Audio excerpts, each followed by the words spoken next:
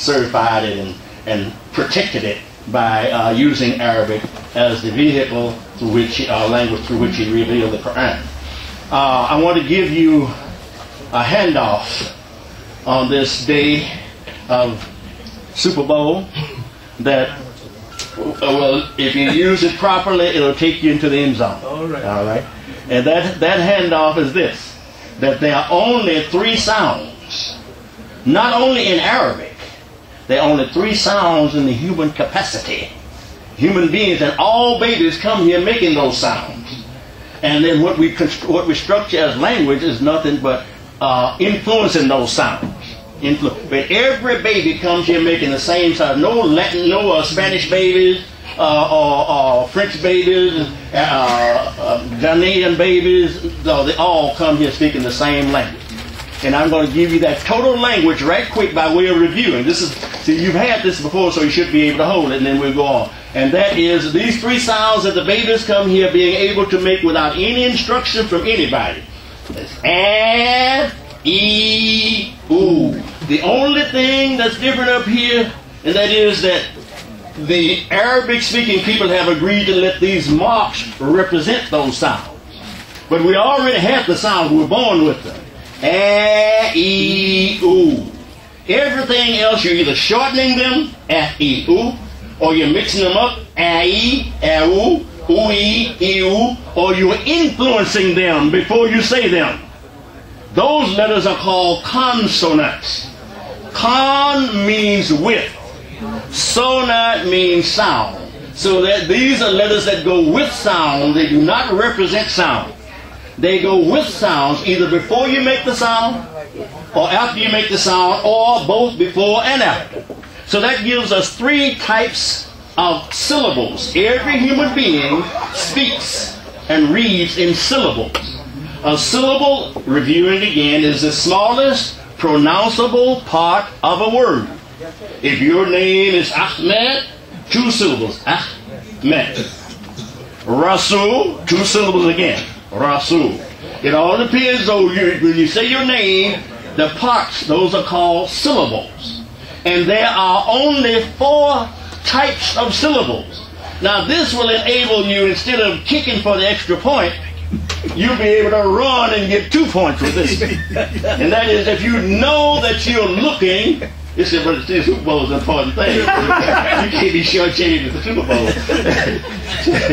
All right. In case y'all don't know who to root for, you root for Baltimore, because that boy who was in Blindside is actually live on that team. All right? So well, that's who we want to root for, because he's for real. All right. Okay, so you say, well, either that or just root for Harbaugh. That would get you on.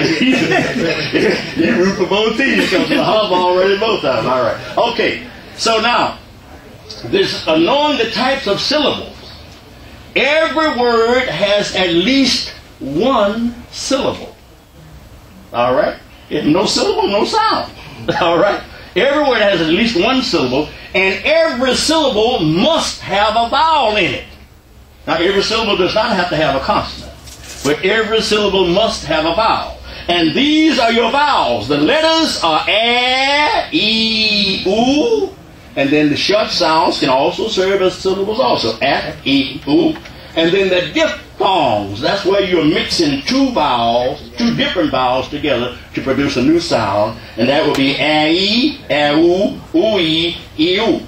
Now, not only is that all of the sounds, all of the sounds are really right here, and then we start playing with them. No, we shorten them or we mix them. So really the sounds are just the 3 that I told you. That's what's going to get you the touchdown. Now, recognizing the type of syllable. It's either going to be a syllable that's all vowels. Guess how many of these syllables are in the Arabic language? How many vowel syllables are in the Arabic language? What you see on the board. 10. 3 long, 3 short, and 4 diphthongs. Those are all the syllables. So I label them. You won't find these labels in any book. I label them syllable type 1. Then syllable type 2. Now these last 3 down here, this is what's going to get you the extra points. You're going to be bootlegging the ball and nobody going to know what's happening. And they're going to look up you in the end zone. Spiking it. All right. All right. That is, silver type 2 is where we're going to influence the sound. One of these 10 sounds before we make the sound. Now on this sheet I have here, I only use one consonant letter. But before we finish class today, we're going to use all 27 of the consonant letters. We have 25 full-time consonants, and we have 2 letters that serve both as vowel and consonant. And that's this letter and this one. When we put a vowel sign above or below this or this, then they become consonants. So that gives us 27 consonants. So we have 10 silver type 1, and then we have silver type 2 where we're going to influence the sound before we say it.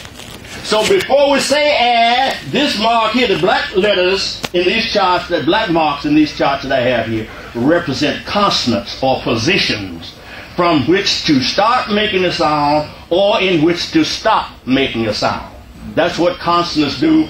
And for the sake of clarity, so you can see it clearly, I made them in different colors. You don't have to have 2 different colors to write Arabic.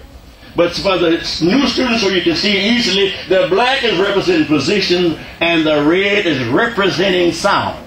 Notice I didn't say the red is a sound. Because they can stay there all day and you can make them even redder and they will never say anything.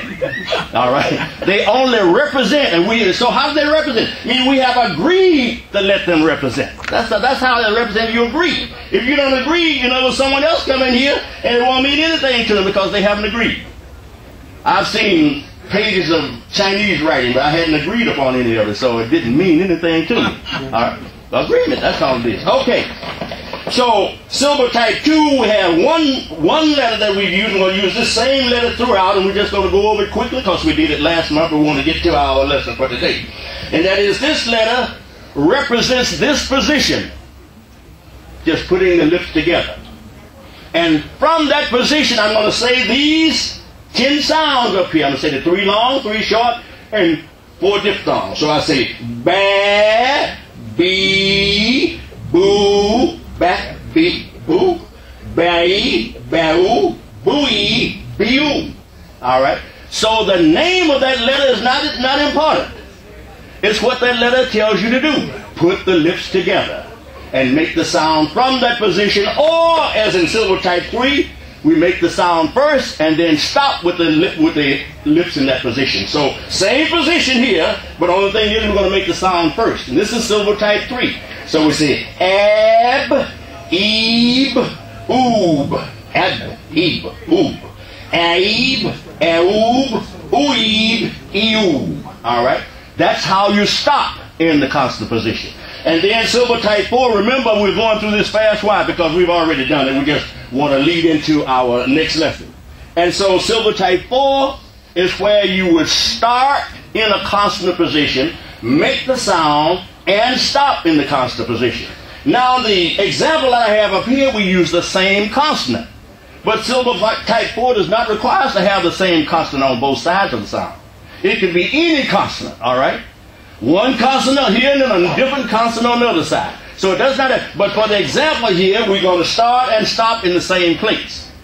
That's not required throughout the language.